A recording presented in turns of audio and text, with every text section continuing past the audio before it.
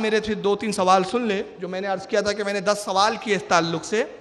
میرا پہلا سوال یہ ہے کہ اللہ تعالیٰ عرش پر بیٹھا تو عرش حادث ہے کہ غیر حادث ہے آپ کے نزدیک؟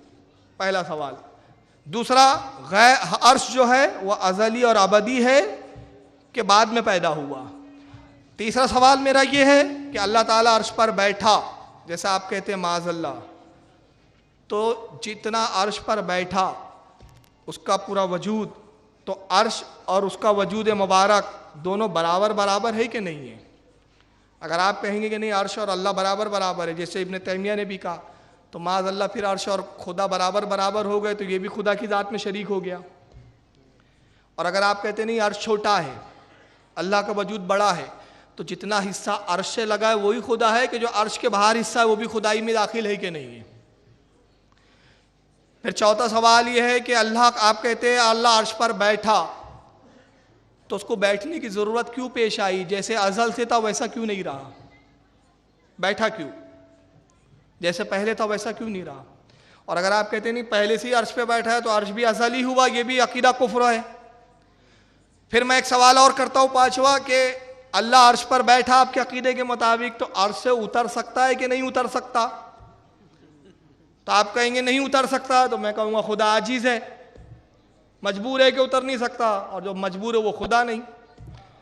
اور پھر آپ کہیں نہیں اتر سکتا ہے قادر ہے، تو میں کہوں گا جو اتر جائے اس کی ذات میں تغیر آ گیا، جس کی ذات میں تغیر آ جائے وہ خدا نہیں. تو اگلوں گے بھی تو پھنسوں گے، نگلوں گے بھی تو پھنسوں گے. یہ میں نے 5 سوال سنائے، 10 سوال آپ اس CD میں سننا. آپ کو بڑا تعجب ہوگا، یہ صرف اللہ کے عرش پر بیٹھنے کے قائل نہیں ہے بلکہ اللہ کے جسم کے بھی قائل ہے. الزام یہ ہم پر لگاتے ہیں کہ سنی لوگ جو ہے وہ شرک میں مبتلا ہے. ان کا شرک دیکھیں آپ کتنا بڑا ہے، یہ اللہ کا جسم بھی مانتے ہیں. اور اللہ کے جسم کے تعلق سے ایک فرقہ تھا بہت پہلے جس کا پیشوا جعد بن درہم تھا. جعد بن درہم ایک پہلا شخص ہے جس نے عقیدہ قائم کیا تھا کہ معاذ اللہ اللہ کے ہاتھ بھی ہے، پیر بھی ہے، ہونٹ بھی ہے، کان بھی ہے، منہ بھی ہے، آنکھ بھی ہے، پورا جسم ہے اس کا. اس زمانے میں علماء نے اس کو واجب القتل کہا، اس پہ فتوے لگائے. مگر اسی عقیدے کو 661 ہجری کے بعد ابن تیمیہ نے دوبارہ اس کو پیدا کیا، اسی نظریے کو زندہ کیا، اور اس نے کہا اللہ تعالیٰ جسم بھی رکھتا ہے معاذ اللہ. اور اس کی پوری ذریت آج تک اللہ کو جسم مانتی ہے، جسم کے قائل مانتی ہے.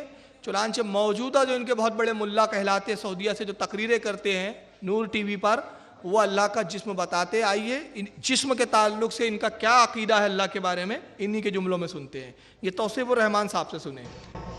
مالک کہتا ہے کہ اگر میں تم سے راضی نہ ہوتا تو یہ جنت کیوں دیتا؟ میں تم سے راضی ہوں، مانگو کیا مانگتے ہو؟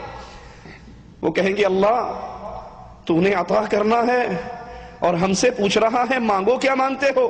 تو ہم یہی سوال کرتے ہیں اللہ اپنے چہرے کا ہمیں دیدار کروا دے. مالک اپنے سارے نور کے پردوں کو ہٹائے گا، اپنے اولیاء کو اپنا دیدار کروائے گا. محمد الرسول اللہ صلی اللہ علیہ وسلم فرماتے ہیں مومن اللہ کے چہرے کا دیدار کریں گے، جنت کی ساری نعمتوں کو بھول جائیں گے.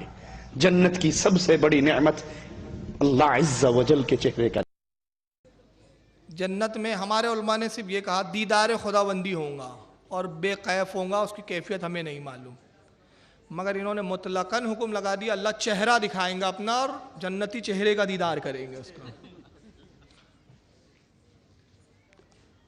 یہ تو توصیف الرحمان تھے. آئیے معراج ربانی صاحب کیا کہتے ہیں سعودیہ سے ذرا. اشعری عقیدے کے بارے میں وضاحت فرمائیں.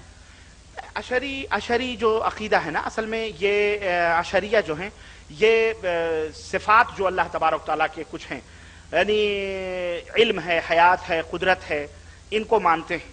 بصر ہے، سمع ہے نا، اس کو مانتے ہیں. بقیہ صفات کا انکار کرتے ہیں. جیسے ہم یہ کہتے ہیں کہ اللہ عرش پر مستوی ہے، وہ اس کا انکار کرتے ہیں. اللہ نے فرمایا ہمارے ہاتھ ہیں، ہم مانتے ہیں کہ اللہ کے ہاتھ ہیں، وہ کہتے ہیں نہیں، غلط ہے. اللہ رب العزت کے پڈلی ہے جیسا کہ اللہ تعالیٰ نے فرمایا ہے، تو ہم کہتے ہیں اللہ کے پڈلی ہے. اب وہ کیسے ہے کیا ہمیں نہیں معلوم ہے، یہ اللہ کی صفت ہے. اللہ تبارک تعالیٰ کے چہرہ ہے، قرآن میں موجود ہے، ہم مانتے ہیں. اللہ کے نبی نے جو صفات بتائے ہیں اللہ تعالیٰ اللہ کے بارے میں، اور اللہ نے اپنے بارے میں جو صفات بتائے ہیں، ہم بغیر کسی تعویل اور بغیر کسی تعطیل اور بغیر کسی تشبیہ کے ہم اس کو مانتے ہیں. ہم کسی سے تشبیہ، اللہ کے ہاتھ ہے، اللہ نے یداللہ وقالت الیہود یداللہ مغلولہ، یہودیوں نے کہا اللہ کے ہاتھ بدھے ہوئے ہیں، اللہ نے فرمایا بل یداہ مبسوطتان، اللہ کے ہاتھ کھلے ہوئے ہیں، اللہ نے فرمایا ہمان۔ اب یہاں ہاتھ کا مطلب قدرت کرنا، ہاتھ کا مطلب نصرت کرنا، یہ غلط بات ہے، تعویل نہ کریں ہم، نہ ہم تشبیہ کریں۔ تو بغیر تشبیہ اور بغیر تعطیل اور بغیر تحریف اور بغیر تعویل کے ہم اللہ تبارک تعالیٰ کے تمام صفات کے اوپر مانتے ہیں، اور جو اشعری ہیں یہ لوگ صرف چند صفات کو مانتے ہیں، بقیہ صفات کی تعویل یا اس کا انکار کرتے ہیں، یہ بھی بدعتی ہیں اور یہ بھی گمراہی فرقوں میں ہیں۔ بہرحال معاذ اللہ استغفر۔ حضرت امام ابو الحسن اشعری عقائد کے امام ہیں بہت بڑے، تو وہ مردود کہتا ہے کہ وہ تو بدعتی تھے، یہ پکا ٹھیکیدار سنی ہے، یہ پکا مسلمان ہے۔ اور کیسا ہے کہ اللہ نے فرمایا، یہودیوں نے کہا اللہ کے ہاتھ بندھے ہوئے ہیں، تو اللہ نے فرمایا اللہ کے ہاتھ کھلے ہوئے، تو بولے ہاتھ ہے تو اللہ کے ہاتھ کھلے تو ہاتھ ہی ہے اس کے، پھر اللہ کی پنڈلی ہے تو پنڈلی بھی ہے۔ اب دیکھیے پنڈلی بھی مان رہے ہیں، چہرہ بھی مان رہے ہیں، ہاتھ بھی مان رہے ہیں، تو ہندو اور ان کے عقیدوں میں فرق کیا رہا پھر؟ وہ تو یہ بھی وہ بھی مانتے ہیں۔ اب انہوں نے کیا کیا غیر مسلموں نے؟ انہوں نے کہا ہمارے دو ہے، اب بھگوان ہم سے گریٹ ہونا چاہیے تو چار کر دو اس کے، ہمارا ایک سر ہے تو بھگوان گریٹ ہونا چاہیے تو چار منڈے کر دو اس کے۔ اب انہوں نے بھی ایسی کچھ سوچا ہوں گا، خدا اسی تراشا ہوں گا۔ تو آپ دیکھیں کہ اللہ کے ہاتھ بھی بتا رہے ہیں، اور آپ چونک جائیں گے، یہ اللہ کے ہاتھ جو ہے ظاہری طور پر مانتے ہیں، اور خود کہہ رہا ہے کہ اللہ کے ہاتھ سے مراد قدرت لینا، یہ تعویل کرنا ضروری نہیں ہے، یہ تعویل کرنا مناسب نہیں ہے۔ یہاں تک کہ اللہ کے ہاتھ کے تعلق سے جو یہ بیان کرتے ہیں، اور جو ان کا تصور ہے کہ اللہ ہاتھ رکھتا ہے، اس تعلق سے کتنا گندا اور بیہودہ نظریہ ان کا، میں